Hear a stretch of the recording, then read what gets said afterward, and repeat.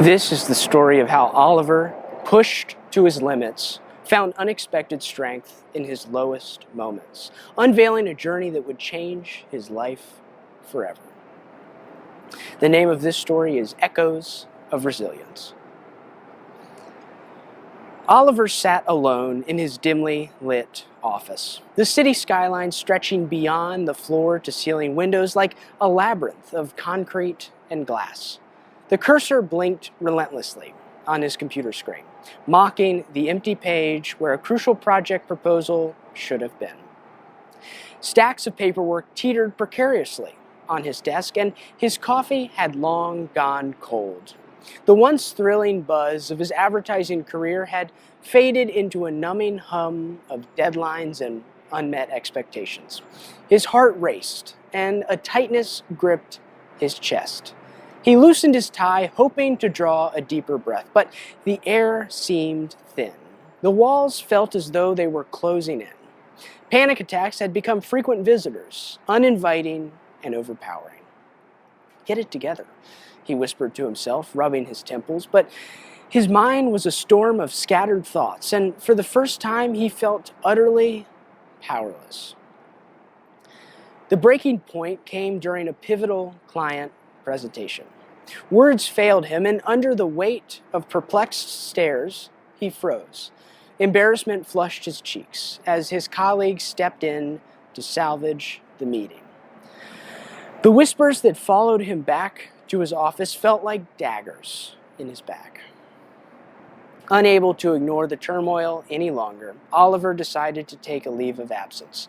With a hastily packed bag, he retreated to his late grandfather's cottage by the sea, a place where time seemed to slow, and the rhythms of the tide offered solace.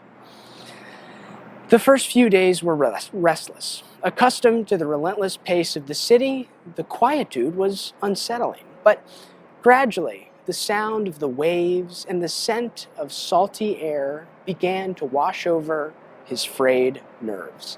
He reacquainted himself with simple pleasures, strolling along the shore, sketching the horizon, reading novels by the fireplace.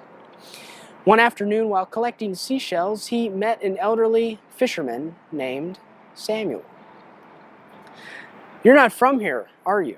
Samuel asked, his eyes crinkling with a friendly smile. "No, just escaping the city for a bit," Oliver replied. "Sometimes a pause is just what the soul needs," Samuel mused. "The sea has a way of showing us what we've been missing." They chatted for hours, and Oliver found himself sharing thoughts he'd kept buried for years. The weight on his shoulders began to lift.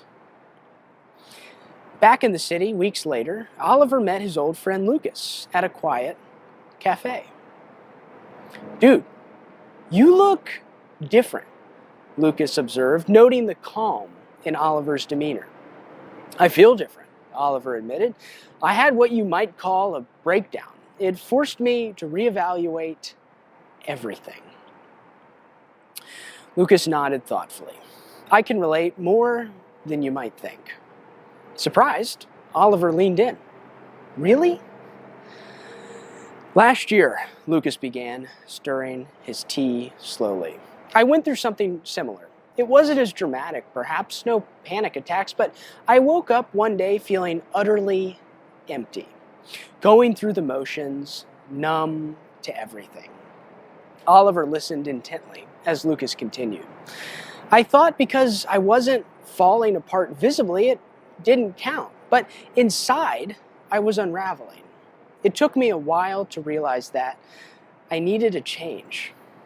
"Well, what did you do?" Oliver asked. "I started attending a pottery class," Lucas said with a shy smile. "It sounds trivial, but working with my hands grounded me. It became a form of therapy, helped me to process things." Funny how different our experiences are, Oliver reflected, yet they led us to the same realization. "Exactly," Lucas agreed. "There's no right or wrong way to face these things. What's important is that we listen to ourselves."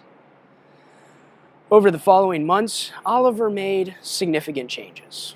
He resigned from his high-pressure job and took up freelance consulting. This allowed him to set his own pace, and he reconnected with his passion for art, filling canvases with vibrant colors inspired by his time at the cottage. Lucas, too, embraced his newfound balance. His pottery evolved into a small business, and he found joy in each creation.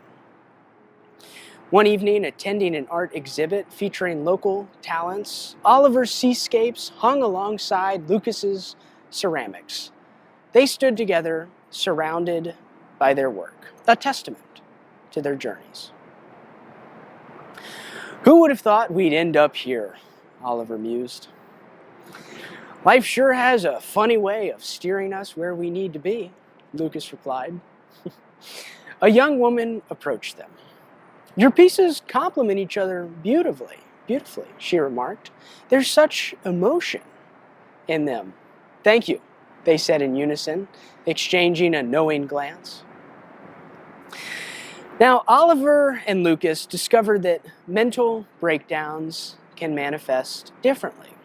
Some intense and overt, others subtle and silent. Each person's experience is unique, and there's no singular way to navigate through it. What's crucial is recognizing the need for change and allowing oneself the grace to seek healing.